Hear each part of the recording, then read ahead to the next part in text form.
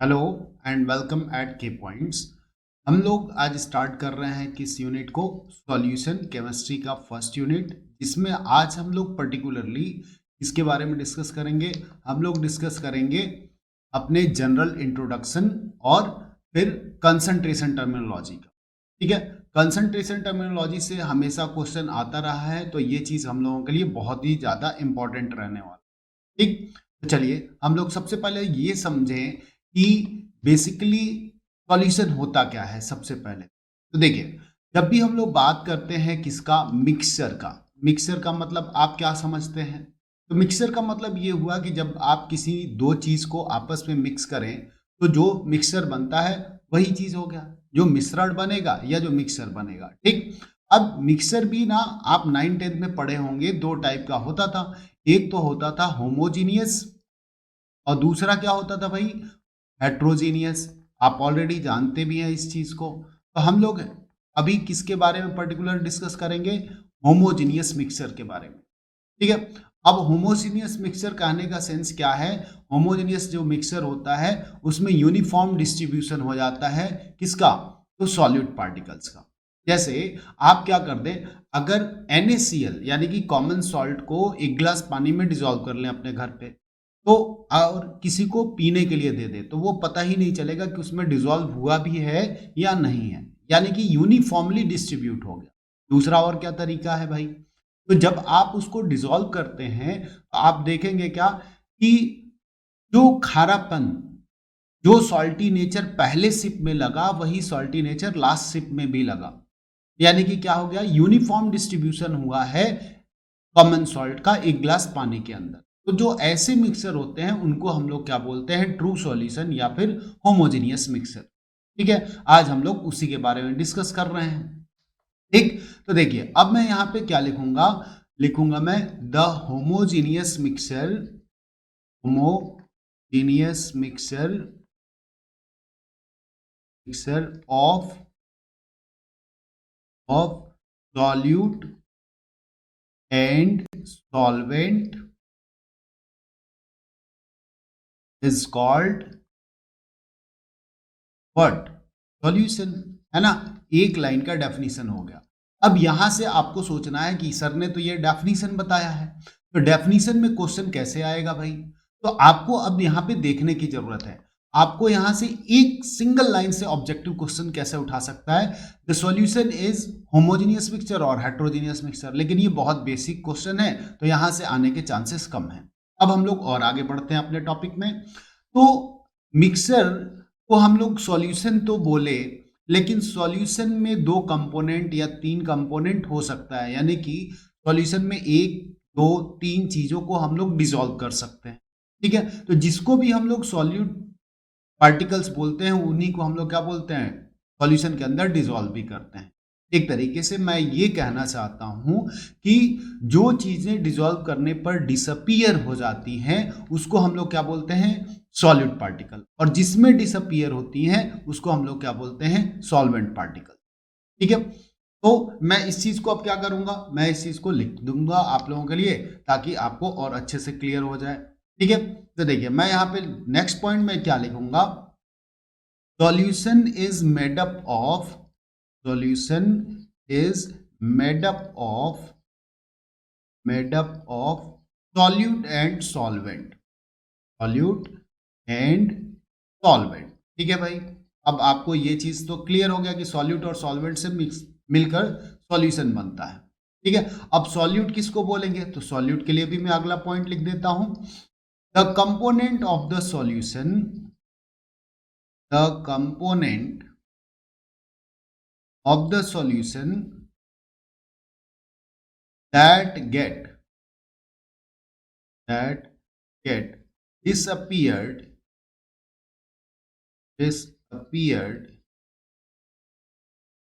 in the mixer, उसको हम लोग क्या बोलेंगे भाई, उसको हम लोग बोलेंगे सॉल्यूट पार्टिकल। ठीक है, अब सॉल्वेंट किसको बोलेंगे, तो सॉल्वेंट के बारे में भी लिख दिया जाए हम लोग, सॉल्वेंट। तो मैं यहां पे लिखूंगा the component of the solution, component of the solution that do not disappear in the mixer, उसको हम लोग क्या बोलेंगे भाई, उसको हम लोग बोलते हैं सॉल्वेंट। ठीक है, तो ये चीज हम लोगों का क्लियर हो गया कि सॉल्यूट और सॉल्वेंट होता क्या है, सॉल्यूशन क्या होता है। अब थोड़ा सा आगे बढ़े हम लोग और चीजों को समझें। मैं यहां पे क्या कर दूंगा, आपको ये समझिए कि सॉल्यूट कितने हो सकते हैं और सॉल्वेंट कितना हो सकता है। अगर मान लीजिए एक ही सॉल्यूट हो, one solute is present in one solvent, एक सॉल्वेंट के अंदर दो ही कंपोनेंट हुए मिक्सर में, ऐसे मिक्सर को हम लोग क्या बोलते हैं, बाइनरी मिक्सर। अब आप समझिए, अगर दो सॉल्यूट हो जाए किसी मिक्सर के अंदर, जैसे हम लोग कॉमन सॉल्ट भी ले लें और ग्लूकोज ले लें, एक गिलास पानी में डिसॉल्व कर, तो वो क्या हो गया, दो सॉल्यूट हो गया एक ही सॉल्वेंट के अंदर। ऐसे सॉल्यूशन को हम लोग क्या बोलेंगे, ऐसे सॉल्यूशन को हम लोग बोलेंगे टर्सरी सॉल्यूशन। ठीक है, टर्सरी सॉल्यूशन या टर्सरी मिक्सर, आपको जो भी बोलना चाहते हो। क्लियर। अब जरा और समझिए, अगर ऐसे ही मान लीजिए दो सॉल्वेंट हो जाए और एक सॉल्यूट हो जाए, जैसे आप क्या कर लिए, पेट्रोल और डीजल के अंदर नॉर्मल जो डिटर्जेंट्स है उसको डिसॉल्व कर लिए, तो भी वो दो सॉल्वेंट और एक सॉल्यूट हुआ, यानी कि उसको भी हम लोग क्या बोलेंगे, टर्सरी सॉल्यूशन। अब यहाँ पे ध्यान देने वाली बात यह है कि हम लोगों के सिलेबस में जो कंपोनेंट है, जो चीजें हम लोगों को पढ़नी है, वो स्पेशली पढ़ना है किसके ऊपर भाई, बाइनरी सॉल्यूशन के ऊपर ही हम लोगों को बात करनी। तो हम लोग स्पेशली फोकस करते हैं अपने चैप्टर में किसके ऊपर, बाइनरी सॉल्यूशन।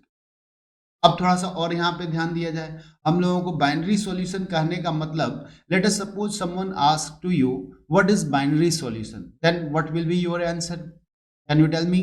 तो हम लोग क्या बोलेंगे भाई, हम लोग बोलेंगे जिसमें एक सॉल्यूट और एक सॉल्वेंट हो उसको हम लोग बाइनरी सॉल्यूशन बोलेंगे। ठीक है, तो मैं यहाँ पे लिख भी देता हूं, the binary solution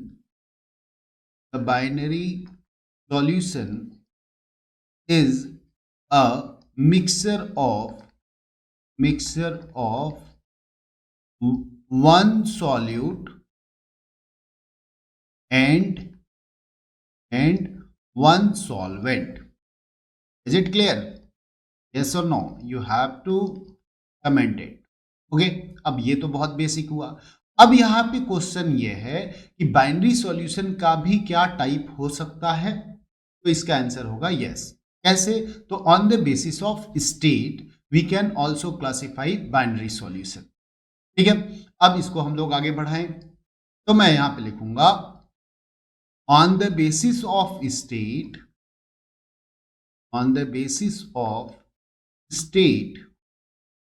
we can classify, सीधा लिखता हूं मैं, क्लासिफाई द बाइनरी सॉल्यूशन। ठीक है, द बाइनरी सॉल्यूशन कैसे क्लासिफाई करेंगे भाई, तो इस चीज को भी हम लोग देख लिया जाए। ठीक है, अब देखिए, अगर मैं आपसे यहां पे कहता हूं कि लेट अस सपोज हमारे पास क्या है, सॉल्यूट है, और फिर क्या है, यहां पर मैं लिख देता हूं सॉल्वेंट है। ठीक है, और मैं यहां पे आगे करता हूं कि हमारे पास क्या है, सॉल्यूशन है, और अगर आप चाहें तो आप एग्जाम्पल भी देख लें। अब सॉल्वेंट के नेचर से ही डिसाइड होता है कि सॉल्यूशन कैसा होगा। क्या कहने का सेंस है, अब इस चीज को समझिए। तो मैं यहाँ पे लिखता हूं, अगर हमारे पास सॉल्यूट जो है क्या है, सॉलिड है, और जो सॉल्वेंट है वो क्या है, हमारे पास गैस है, तो ऐसे सॉल्यूशन को हम लोग क्या बोलेंगे, अभी उस चीज को मैं बताऊंगा। अगर लेट अस सपोज यहां पर लिक्विड होता और फिर सॉल्वेंट अभी भी गैस होता, अगर यहाँ पे क्या हो जाता, गैस होता सॉल्यूट, और सॉल्वेंट भी क्या होता, हम लोगों का गैस होता। जब सॉल्वेंट तीनों ही जगह पे क्या है, हम लोगों का गैसियस नेचर का है, ऐसे कंडीशन में हम लोग इसको क्या बोलेंगे, गैसियस सॉल्यूशन बोलेंगे। ध्यान देने वाली बात यहां पर है, क्या बोलेंगे भाई, आप गैसियस सॉल्यूशन बोलेंगे। क्यों? क्योंकि सॉल्वेंट की क्वांटिटी यहां पर क्या है? एक्सेस है, and that's why we will call it what? Gaseous solution. अब एग्जाम्पल के बारे में हम लोग सोचे कि क्या एग्जाम्पल हो सकता है हम लोगों के पास इसका। तो जरा सा सोचिए, कोई ऐसा सॉलिड जो गैस में मिला हुआ हो, उस टाइप का कुछ एग्जाम्पल अगर आपके पास हो तो हम लोग उसको क्या बोल सकते? जैसे मैं अगर लिख दूं कैम्फर के बारे में, क्या भाई? Camphor, camphor in nitrogen gas, N2 gas, तो ये हमारा एग्जाम्पल हो जाता है किसका? सॉलिड इन गैस का। और अगर हम लोग डेली लाइफ में देखें तो अगर आप प्यूमिस स्टोन के बारे में सुनते होंगे, जैसे वॉल का जो प्लास्टर होता है उसके अंदर कई बार एयर फिल हो जाता है, तो उसको भी हम लोग क्या बोलते हैं? वो हमारा क्या हो जाता है? सॉलिड के अंदर गैस होता है, उसको हम लोग नहीं बोलेंगे। सॉलिड इन गैस का best example camphor in nitrogen gas. अब हम लोग आगे देखते हैं लिक्विड इन गैस का क्या बेस्ट एग्जाम्पल हो सकता है? जब गैस में लिक्विड डिसॉल्व हो। अगर आप देखे होंगे, जो हम लोगों का क्या होता है, ओस गिरता है या फॉग जिसको आप बोलते हैं, ज्यादा क्वांटिटी एयर की रहती है और उसमें लिक्विड ड्रॉपलेट्स रहते हैं, तो मैं यहां पे क्या लिख सकता हूं? यहां पे मैं लिख सकता हूं फॉग। इसके अलावा भी हम लोग एग्जाम्पल दे सकते हैं क्या? तो क्लोरोफॉर्म का लिक्विड होता है, क्लोरोफॉर्म, और किसमें डिसॉल्व होता है? इन N2 गैस, तो वो भी हमारे लिए एक एग्जाम्पल हो जाता है। गैस इन गैस का बेस्ट एग्जाम्पल तो आपका एयर ही है, तो मैं यहां पर केवल और केवल एयर लिख देता है कि नहीं? ऐसे ही दूसरा अगर हम लोग सॉल्वेंट की कैटेगरी लें, लेट अस सपोज मैं यहां पे तीनों के लिए ही क्या लिख देता हूं? लिक्विड लिख देता हूं। देन इस टाइप के सॉल्यूशन को हम लोग क्या बोलेंगे? ऑलरेडी अगर सॉल्वेंट हम लोगों का क्या हो गया? लिक्विड हो गया, तो ऐसे सॉल्यूशन को हम लोग बोलेंगे लिक्विड सॉल्यूशन, लिक्विड सॉल्यूशन ही बोलेंगे। अब सॉल्यूट क्या क्या ले सकते हैं आप? या तो आप सॉलिड ले सकते हैं, या फिर आप लिक्विड ले सकते हैं, या फिर आप क्या ले सकते हैं? गैस ले सकते हैं। ये तीन टाइप के आपके सॉल्यूट यहां पर हो सकते हैं। क्लियर है कि नहीं? अब इसके एग्जाम्पल के हम लोगों के बारे में सोचने की जरूरत है।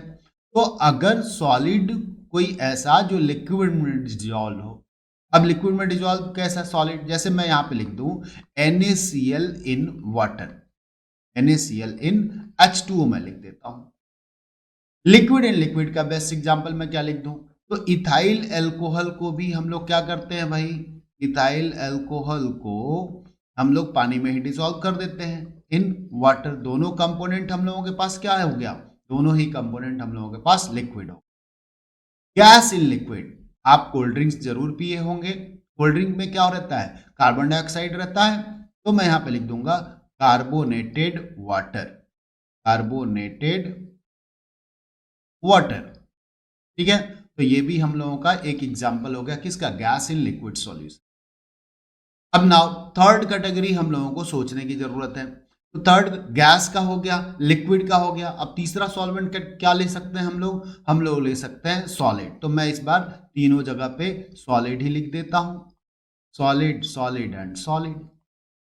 नाउ थिंक अबाउट सॉल्यूट, तो एक बार मैं लिख देता हूं सॉलिड ही सॉल्यूट, सॉल्यूट भी रहेगा और सॉलिड ही सॉल्वेंट भी रहेगा। दूसरी बार मैं क्या ले लेता हूं? सॉल्यूट को हम लोग ले ले रहे हैं लिक्विड और सॉल्वेंट ले ले रहे हैं हम लोग सॉलिड। तीसरी बार मैं क्या ले लेता हूं? गैस ले लूंगा और सॉलिड में ही डिसॉल्व कर। अब इस टाइप के सॉल्यूशन को आप क्या बोलेंगे? आप बताइए। इसको मैं बोलूंगा क्या? मैं तो बोलूंगा भाई सॉलिड सॉल्यूशन, सॉलिड सॉल्यूशन। चलिए, सॉलिड इन सॉलिड का बेस्ट एग्जांपल आपके पास क्या है? आपने क्या देखा है? तो एलॉय व्हील जरूर आप अपने लाइफ में देखे हों, है ना? तो एलॉय व्हील किसका एग्जांपल है? एलॉय में क्या रहता है? मिक्सचर ऑफ मेटल्स रहता है, और सारे मेटल्स आपको ऑलमोस्ट कैसे मिलते हैं? तो सॉलिड में ही मिलते हैं, स्पेशली मरकरी और गैलियम को छोड़ दें, है ना? तो यहाँ पे मैं लिख देता हूँ क्या? मैं यहाँ पे लिख दूंगा एग्जाम्पल में, इसका बेस्ट एग्जाम्पल क्या रहेगा? हम लोग लिख दें एलॉय। ठीक है, अगर आप पर्टिकुलर मेंशन करना चाहते हैं तो मैं यहां पे लिख दूंगा HgNa, यानी कि सोडियम अमलगम।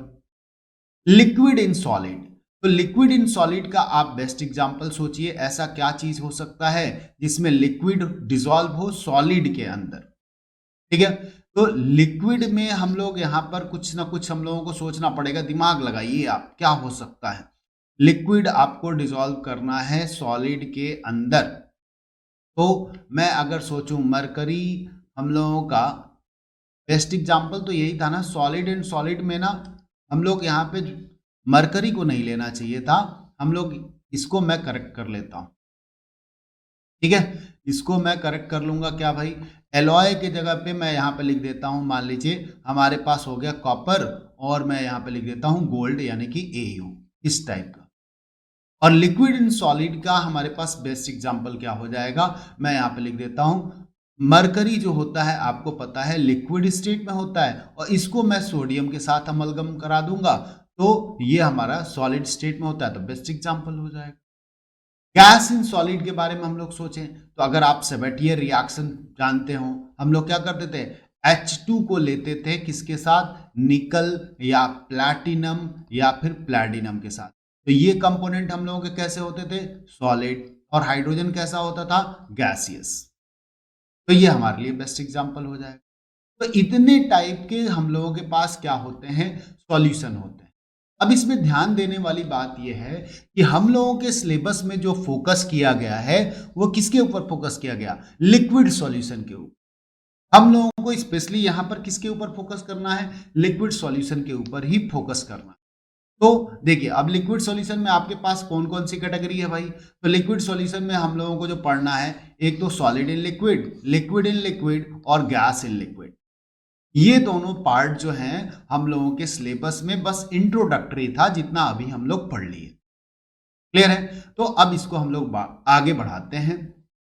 चलिए अब देखिए, अब मैं यहां पे लिखता हूं, देखिए लिक्विड सॉल्यूशन के बारे में हम लोगों को स्पेशली पढ़ना है, इस चीज को आपको ध्यान में रखना होगा। लिक्विड सॉल्यूशन मतलब लिक्विड सॉल्यूशन में कौन कौन सी कैटेगरी आपके पास है, तो मैं यहां पे लिख दूंगा लिक्विड इन लिक्विड है, लिक्विड इन लिक्विड मतलब सॉल्यूट भी क्या है आपके पास, लिक्विड है, और सॉल्वेंट भी क्या है आपके पास, लिक्विड ही है। दूसरा एग्जांपल जो हम लोगों को पढ़ना है, गैस इन लिक्विड पढ़ना है, इसको भी बहुत बेहतरीन तरीके से आगे चल के हम लोग डिस्कस करने वाले हैं। और तीसरी जो कैटेगरी है, सॉलिड इन लिक्विड हम लोगों को पढ़ना है। ठीक है, इन तीनों को हम लोगों को डिस्कस करना है बहुत डिटेल में, यही हम लोगों के लिए क्या है, इंपॉर्टेंट भी है। बात क्लियर है। चलिए अब जब हम लोग बात कर रहे हैं सॉल्यूशन की, जरा ये सोचिए, आप कॉमन सॉल्ट डेली खाते हैं, लेकिन कितना, कभी ज्यादा कभी कम या एक नॉर्मल। कई बार कंसंट्रेशन ज्यादा हो जाता है तो आप कहते हैं कि नमक खाने में ज्यादा है, कई बार कम हो जाता है तो आप बोलते हैं खाने में कम है।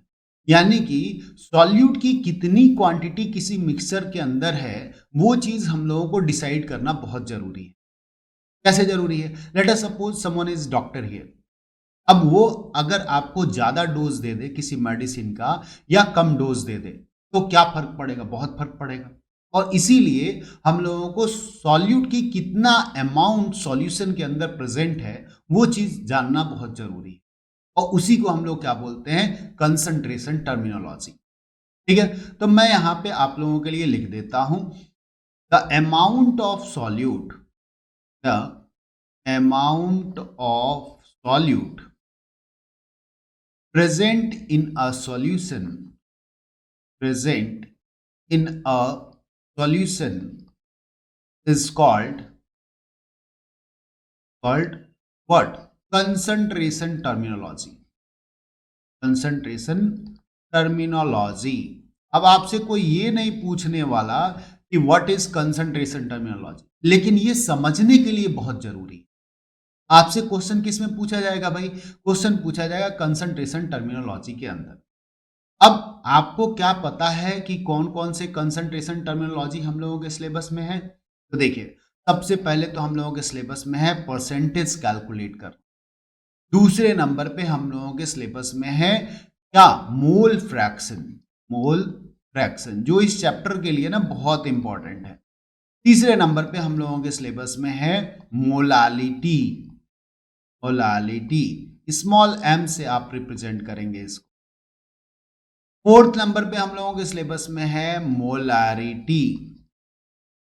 फिर नेक्स्ट नंबर पे है हम लोगों के पास ppm, नेक्स्ट नंबर पे है हम लोगों के पास ppb।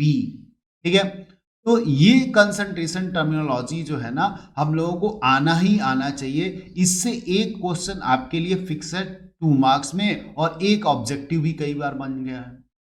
तो ये हमारे लिए बहुत इंपॉर्टेंट है आज के क्लास में ना, इससे आपके 2 नंबर पक्का फिक्स हो जाएंगे। तो चलिए इसको हम लोग एक एक करके पढ़ लेते हैं। ठीक है, तो मैं आगे बढ़ता हूं। सबसे पहले हम लोग बात करते हैं किसकी, परसेंटेज की।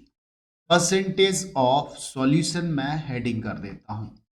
अब जरा समझिए, आप अपने बोर्ड मार्क्स का परसेंटेज कैसे निकालते थे।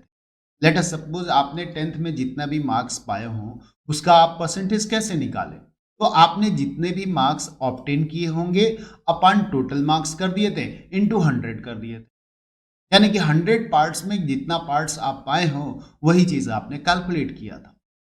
ठीक है, तो ऐसे ही मैं अगर उस चीज को यहां पर लिख दूं, कैसे लिखूंगा भाई, तो मैं यहां पर लिखता हूं, क्या लिखता हूं कि किसी बच्चे ने कितना परसेंट पाया वो कैसे निकाला था। तो मार्क्स जितना वो पाया था यानी कि ऑब्टेन्ड मार्क्स हो गया, अपान क्या हो गया था, तो टोटल मार्क्स था, टोटल मार्क्स, और इनटू क्या किया था वो बच्चा, 100 किया था, वहीं से उसका परसेंटेज पता चला था, है कि नहीं। ऐसे ही सेम तरीके से अगर आपको पता है कि सॉल्यूशन के अंदर 2 चीजें होती हैं, एक तो होता है सॉल्यूट, अभी मैंने बताया, और दूसरा क्या होता है, सॉल्वेंट, है ना। अब सॉल्यूट का कितना अमाउंट प्रेजेंट है इसको हम लोगों को किस में एक्सप्रेस करना है, परसेंटेज में एक्सप्रेस करना है। अब जरा सोचिए कि अगर मैं ये कहूं कि हमें सॉल्यूट का परसेंटेज कैलकुलेट करना है, तो मैं क्या लिखूंगा, एक तरीके से यहां पे मार्क्स था बस, वहां पे जो भी चीजें हों मैं लिखूंगा यहां पर अमाउंट ऑफ सॉल्यूट, है ना, अमाउंट ऑफ सॉल्यूट, अपान मैं क्या लिख दूंगा भाई, total amount of solution, total amount of solution, into मैं क्या कर दूंगा, 100 कर दूंगा, तो हमारा सॉल्यूट का परसेंटेज सॉल्यूशन के अंदर निकल जाना है कि नहीं। तो ये तो हुआ एक तरीके से मदर फॉर्मूला परसेंटेज का, मदर फॉर्मूला। इससे ना हम लोग और फॉर्मूले बना सकते, कैसे, लेट अस सपोज सॉल्यूट हम लोगों का वेट के टर्म में हो, या फिर सॉल्वेंट हमारा वेट के टर्म में हो, या सॉल्वेंट हमारा लीटर में हो, तो जिस तरीके का यूनिट होगा या जिस तरीके से हम लोग मेजरमेंट करते हैं उसी टाइप का परसेंटेज हम लोग निकालेंगे, है कि नहीं। तो यहां पे मैं आगे बढ़ता हूं, देखिए मैं इस फॉर्मूले से ना 3 फॉर्मूले डिराइव करने वाला हूं, कैसे, तो मैं यहां पे लिखूंगा वेट बाय वेट परसेंटेज, यानी कि अमाउंट की जगह पे मैं क्या लिख दूंगा, मास ऑफ सॉल्यूट, और यहां पे भी मैं अमाउंट की जगह पे क्या लिख दूंगा, मास ऑफ सॉल्यूशन। ठीक है, दूसरा मैं क्या करूंगा, वेट बाय वॉल्यूम परसेंटेज। तो न्यूमरेटर पार्ट में हम लोग क्या रखेंगे, मास ऑफ सॉल्यूट ही रखेंगे, लेकिन नीचे हम लोगों को क्या करना पड़ेगा, वॉल्यूम ऑफ सॉल्यूशन करना पड़ेगा। तीसरे पार्ट में हम लोग क्या करेंगे भाई, तो वॉल्यूम बाय वॉल्यूम परसेंटेज हम लोग निकाल देंगे। ठीक है, तो अब जरा हम लोग इसको आगे बढ़ाएं, मैं यहां पे लिखता हूं wait by weight percentage of solution या सॉल्यूट इन द सॉल्यूशन। किसका परसेंटेज आप निकालने वाले हैं, आप परसेंटेज निकालने वाले हैं सॉल्यूट का, तो इसी वजह से मैं इतना लंबा चौड़ा भी लिख सकता हूं। चलिए ध्यान दीजिए, अब मैं यहां पे लिखूंगा weight by weight percentage equals to, मैं लिखूंगा वेट ऑफ सॉल्यूट, है कि नहीं, अपान मैं क्या लिख दूंगा, वेट ऑफ सॉल्यूशन, इनटू मैं क्या कर दूंगा यहां पर, इनटू मैं कर दूंगा 100। तो ये हमारा बेसिक फॉर्मूला हो गया। अब लेट अस सपोज हम लोगों से कोई क्वेश्चन पूछता है, मैंने यहाँ पे एक क्वेश्चन लिख दिया बेसिक अंडरस्टैंडिंग के लिए, बहुत सिंपल सा, मैं यहाँ पे लिखता हूं, लेट अस सपोज मैं यहाँ पे लिख दिया 20 gram of glucose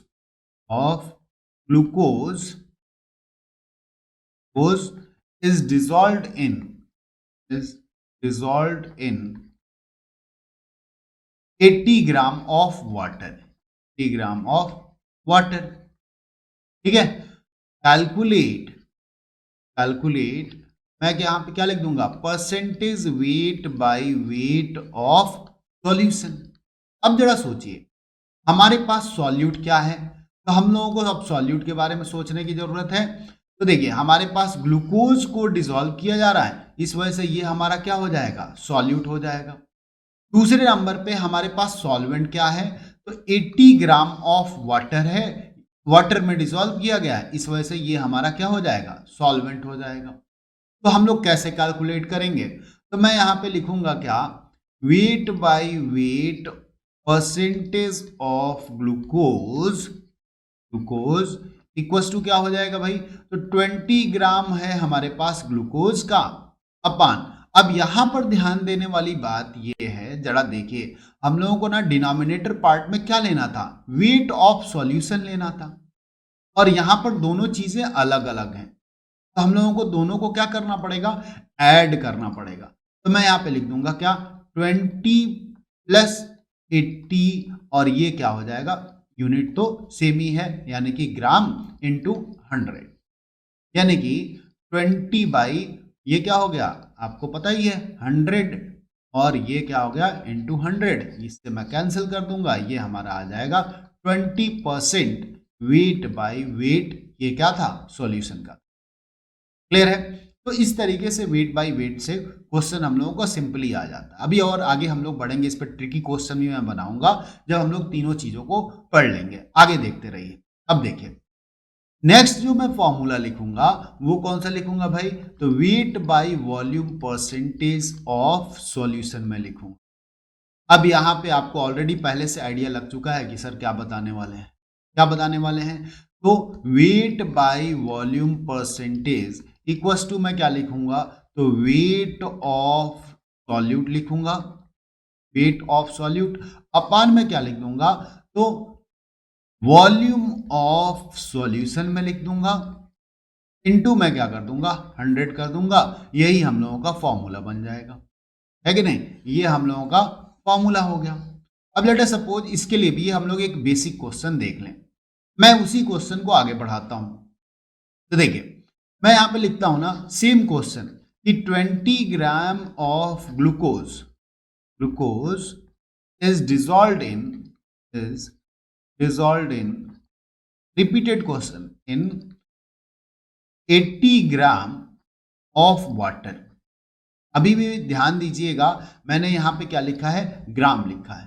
calculate, calculate क्या हो जाएगा भाई, percentage wait by volume of solution.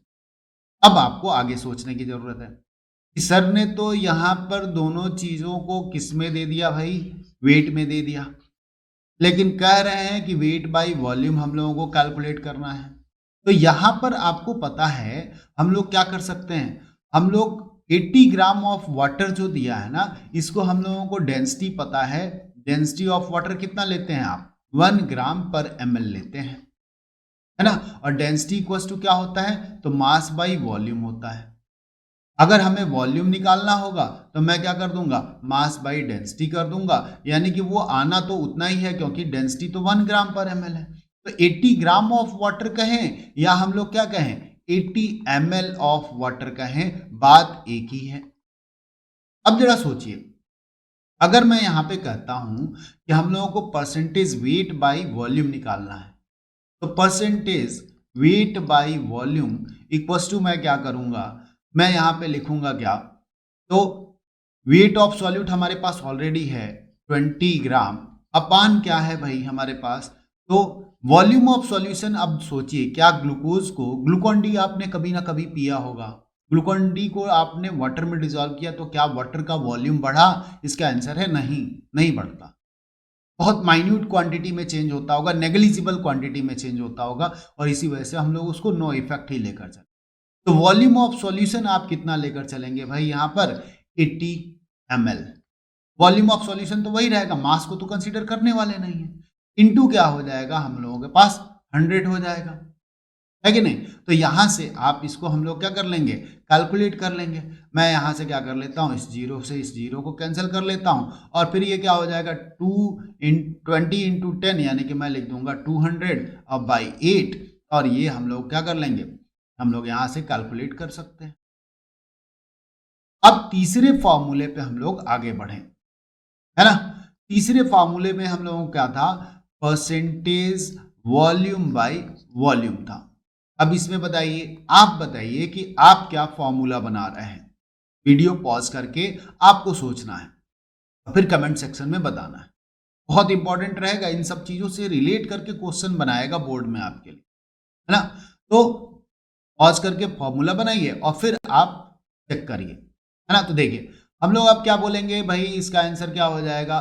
तो मैं यहाँ पे लिखूंगा percentage volume by volume equals to, मैं यहाँ पे लिखूंगा वॉल्यूम ऑफ सॉल्यूट, सॉल्यूट का जो भी वॉल्यूम हो अपान वॉल्यूम ऑफ सॉल्यूशन। सॉल्यूशन मतलब क्या, सॉल्यूट का भी वॉल्यूम और सॉल्वेंट का भी वॉल्यूम, इनटू मैं क्या कर दूंगा यहाँ पर 100 कर दूंगा। यही हम लोगों का फॉर्मूला बन गया। अब आप कहेंगे कि सर इस पे भी एक क्वेश्चन हो जाए, तो चलिए देख लीजिए। मैं यहाँ पे कहता हूं कि 10 ml of ethyl alcohol, of ethyl alcohol is dissolved in, in मैं यहां पे लिख देता हूं 90 ml of water,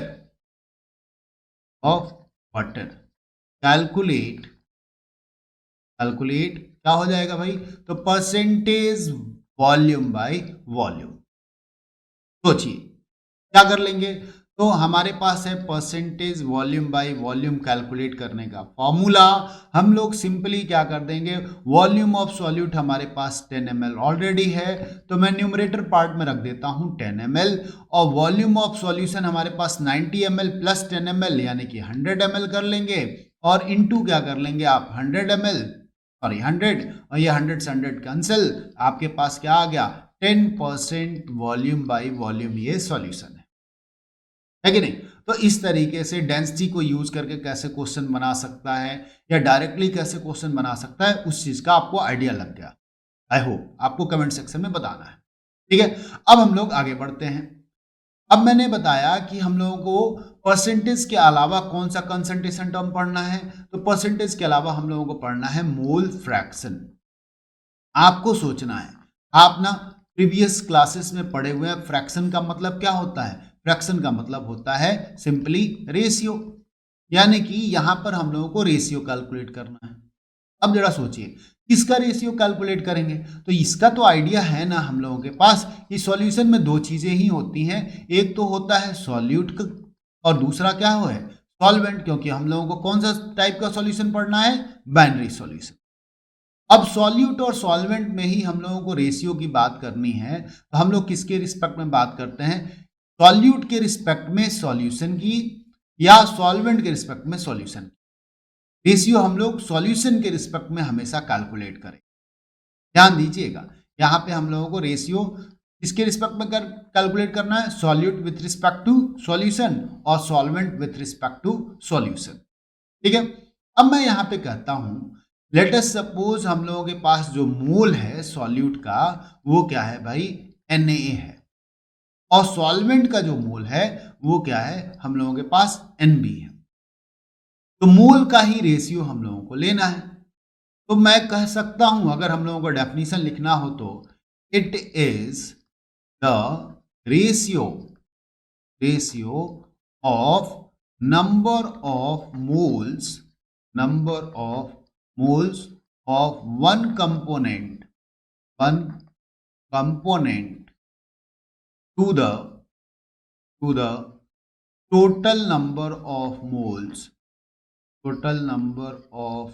moles of solution, ठीक है। अब जरा बात करिए एक कंपोनेंट में क्या हो सकता है, एक कंपोनेंट में क्या सॉल्यूट ही हो सकता है, तो जी हाँ हो सकता है। तो क्या सॉल्वेंट नहीं हो सकता, बिल्कुल हो सकता है, सॉल्वेंट भी तो एक कंपोनेंट ही है ना सॉल्यूशन का।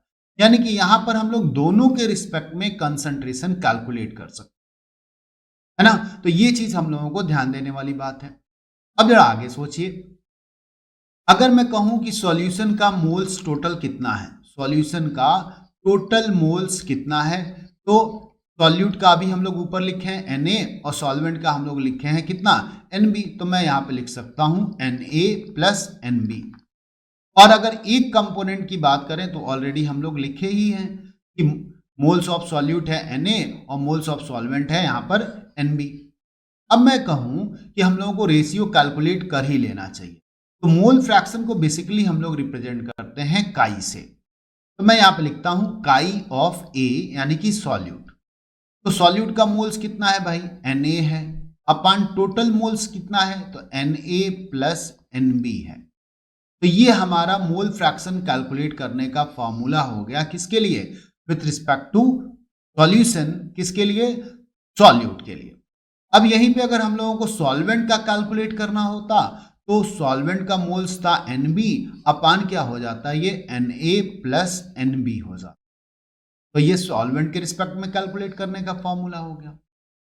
अब जरा सोचिए आप कि अगर दोनों फॉर्मूले हम लोगों के पास ऐसे हैं कि Na upon Na plus Nb equals to है आपके पास काई ए, और अगर Nb upon Na plus Nb ये है आपके पास काई बी। अगर मैं यहां पे लिख दूं कि काई ए प्लस काई बी तो ये क्या हो जाएगा, कैंसिल होके 1 ही आएगा, है ना।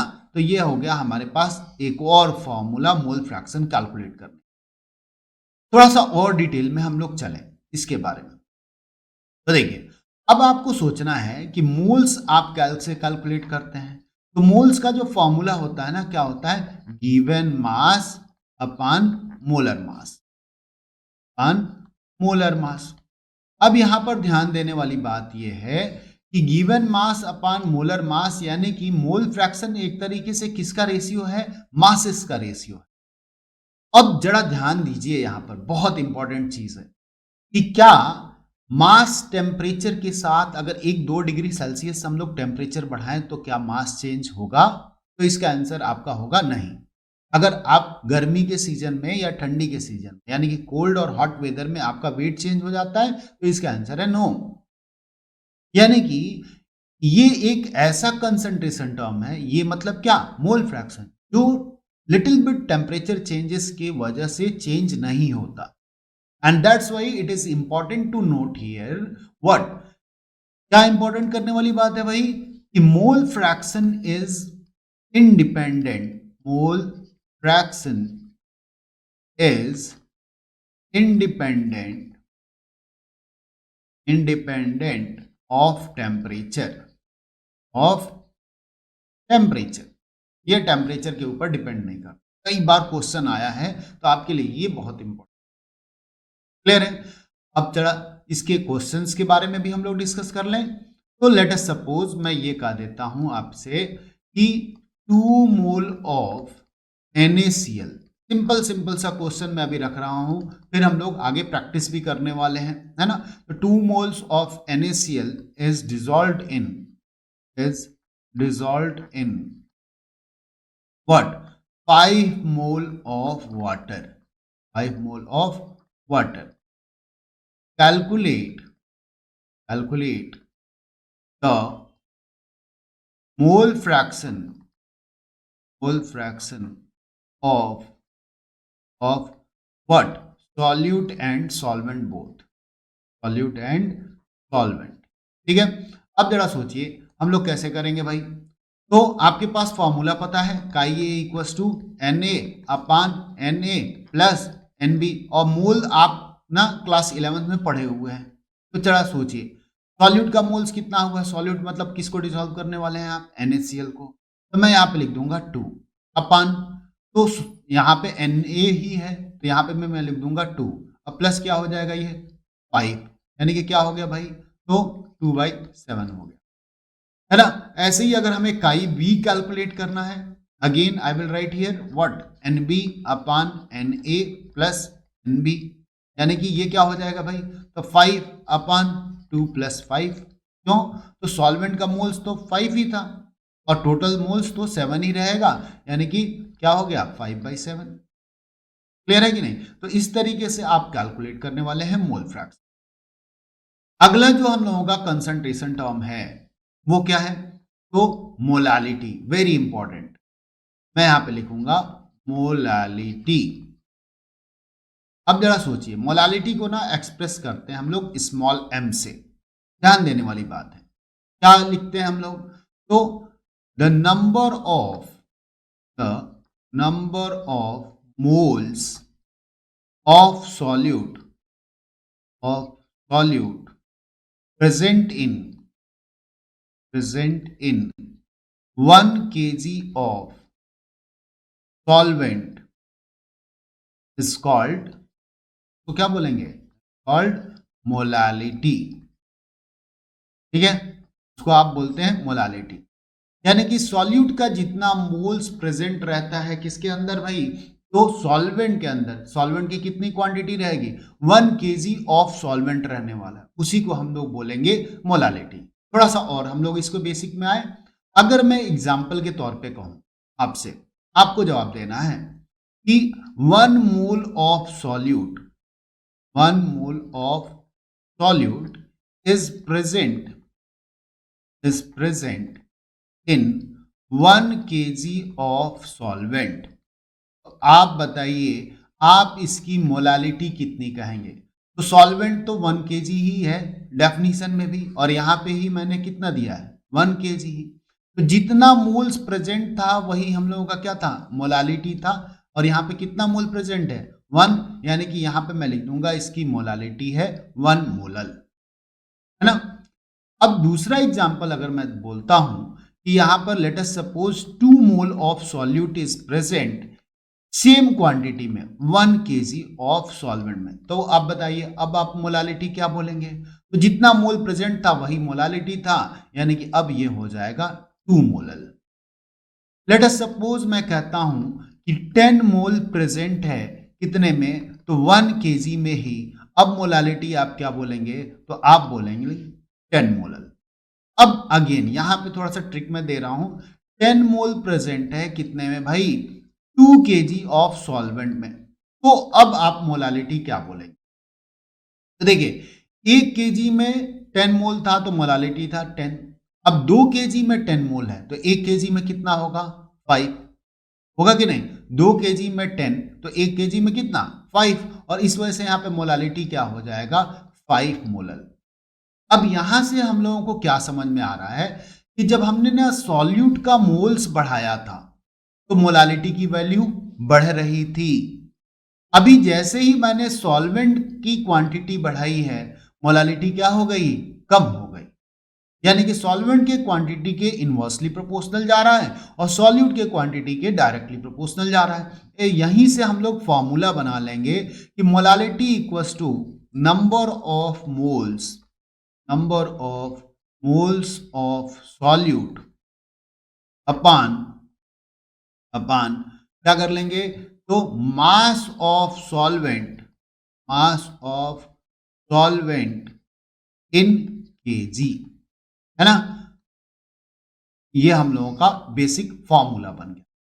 अब अगर आपको ना इसके यूनिट की जरूरत पड़े, ध्यान रहे हमेशा बोर्ड के एग्जाम में आपको यूनिट की जरूरत पड़ती है। या तो आप मोलल लिखें या फिर आप क्या लिख सकते हैं? आप लिख सकते हैं न्यूमरेटर में है मोल अपान केजी लिख सकते। अब जरूरी है कि इसके बेसिस पे भी हम लोग क्या करें? एक क्वेश्चन एटलीस्ट देखें। तो देखिए ध्यान दीजिए, मैं यहां पे लिखता हूं 2 मोल ऑफ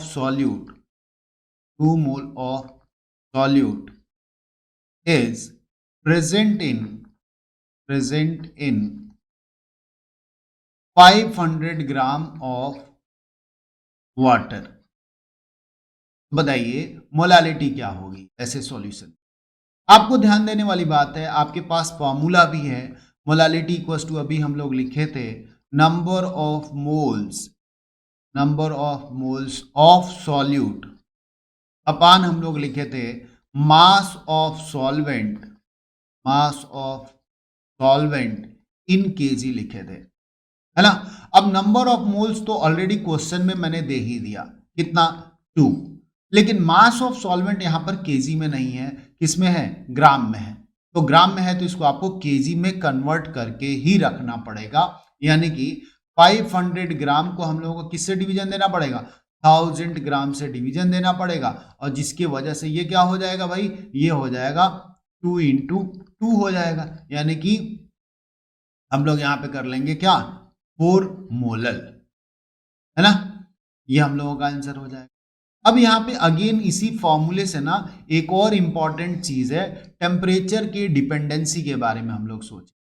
तो मोल में भी हम लोग क्या करते हैं, गिवन मास अपान मोलर मास कर रहे थे, और यहां पर भी क्या है, अगेन हम लोगों के पास क्या है, मास ही है, और टेम्परेचर के साथ मास में चेंज आता नहीं है, यानी कि मोलालिटी भी क्या हो गया, एक टेम्परेचर इंडिपेंडेंट कंसंट्रेशन टर्म, है ना। बहुत बार क्वेश्चन आया है, तो मैं आगे यहां पर जरूर ये मेंशन करूंगा, क्या, molality molality is a temperature independent,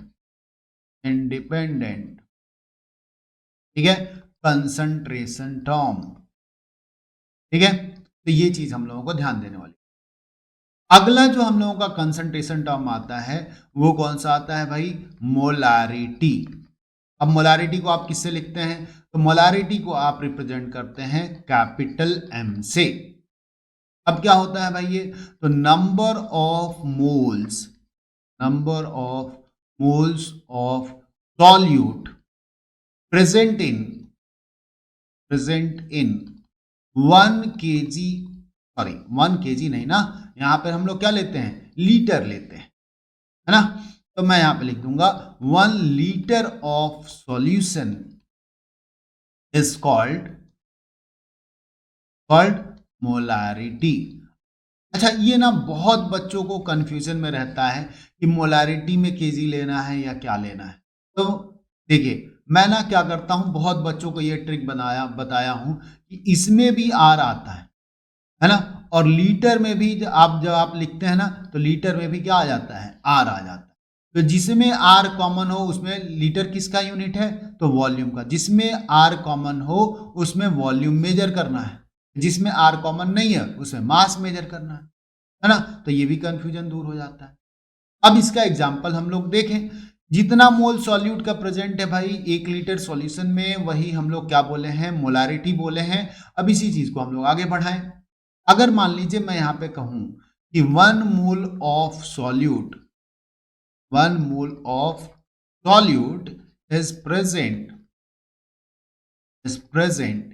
in 1 litre of solution, तो मोलारिटी क्या होगी, तो जितना मोल प्रेजेंट था उतनी ही मोलारिटी थी, और इसी वजह से हम लोग क्या लिख देंगे, 1 मोलर। लेट अस सपोज अगर कोई कहता है कि यहाँ पर 2 मोल सॉल्यूट का प्रेजेंट है 1 लीटर के अंदर, तो आप मोलारिटी क्या बोलेंगे, तो आप बोलेंगे 2। अगर 5 मोल प्रेजेंट है 1 लीटर के अंदर, तो आप मोलारिटी क्या बोलेंगे, आप बोलेंगे 5 मोलर। ऐसे ही अगर 10 मोल प्रेजेंट है 1 लीटर के अंदर, तो आप मोलारिटी क्या बोलोगे, आप बोलोगे 10 मोलर, है ना।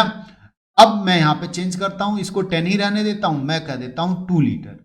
तो 1 लीटर में भैया जब 10 प्रेजेंट था तो 10 बोले थे, तो 2 लीटर में 10 अगर प्रेजेंट है तो 1 लीटर में कितना हो जाएगा, हम उसका भी हाफ हो जाएगा। हमें 1 लीटर करना है, हम 2 से इधर डिवीजन देंगे तो 2 से इधर भी डिवीजन देंगे, यानी कि अब मोलारिटी हमारे पास क्या हो गया, हमारे पास मोलारिटी हो गया 5 मोलर, है ना। तो अब यहां से हमको क्या अगेन पता चला, वॉल्यूम बढ़ाने पर मोलारिटी कम हो गई, लेकिन नंबर ऑफ मोल्स बढ़ाने पर मोलारिटी बढ़ी थी, और यहीं से हम लोग फॉर्मूला लिखेंगे, molarity equals to number of moles of solute upon, मैं क्या लिख दूंगा, volume of solution in litre, है ना। तो ये हमारा फॉर्मूला हो गया।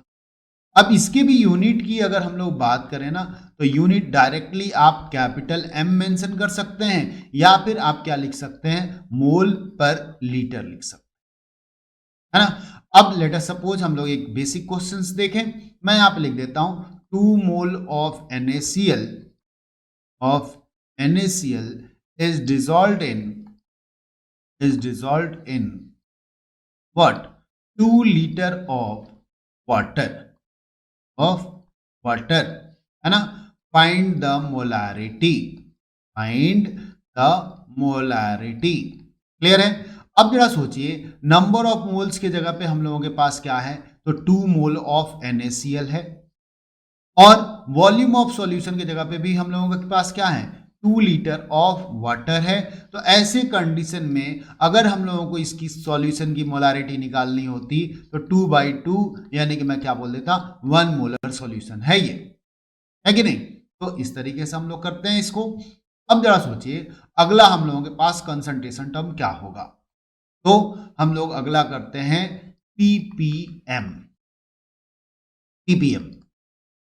है ना। तो ppm में ना, अब जरा सोचिए क्या होता है भाई, तो 10⁶ से आप मल्टीप्लाई कर देते हैं। अब इसकी जरूरत कहां पड़ती है, बहुत बच्चे पढ़ते हैं समझ में नहीं आता है। तो देखिए, जब भी क्या हो, आपका मोलारिटी के बारे में अगर हम लोग बात कर रहे हो या नॉर्मालिटी के बारे में बात कर रहे हो जो कि डायरेक्टली सिलेबस में नहीं है, या फिर किसी अदर कंसंट्रेशन टर्म के बारे में बात, तो सॉल्यूट की क्वांटिटी ठीक ठाक रहती है, एवरेज रहती है, तो मेजरमेंट पॉसिबल हो जाता है। लेकिन अगर मैं ये कहूं कि आप ना 1 स्पून कॉमन सॉल्ट ले जाकर किसी नदी में या तालाब में डिजोल्व कर दिए, तो उससे क्या उसके कंसंट्रेशन में कोई चेंज आएगा, या 1 स्पून शुगर ले जाकर आपने किसी ओशियन में डिजोल्व कर दिया, तो क्या उसका खारापन कम होगा, बिल्कुल नहीं होगा। क्यों, क्योंकि सॉल्यूट की क्वांटिटी इतनी कम है सॉल्वेंट के कंपैरिजन में, क्योंकि उसका मेजरमेंट इम्पॉसिबल होता जाता है। ऐसे में सॉल्यूट की क्वांटिटी में हम लोग 10⁶ से मल्टीप्लाई करके और मेजर कर। अब अपने डेली लाइफ में सोचिए, आप व्हीकल से पॉल्यूशन कर रहे हैं, पॉल्यूशन की क्वांटिटी आपकी व्हीकल के थ्रू एयर के कंपैरिजन में क्या है, कम है। ऐसे में उसका तो मेजरमेंट ही पॉसिबल नहीं होगा, और इसी वजह से हम लोग उसको किस में मेजर करेंगे, ppm या ppb में। ठीक है, तो जिस भी टर्म में रहे, ppm का मतलब क्या हुआ कि the amount of solute, the amount of solute present in 10⁶ part of solution। और इसी के रिस्पेक्ट में हम लोग फॉर्मूला क्या लिख देते हैं, ppm इक्वल्स टू, मैं लिख दूंगा amount of solute upon amount of solution और इंटू 10⁶। अब इस अमाउंट के जगह पे आपको क्या रखना होगा, दोनों यूनिट सेम टाइप का रखना होगा, तभी जाकर आपको ppm मिलेगा। ठीक है। अब दूसरा ppb की अगर हम लोग बात करें, पार्ट्स पर बिलियन की बात, ये क्या था, पार्ट्स पर मिलियन था।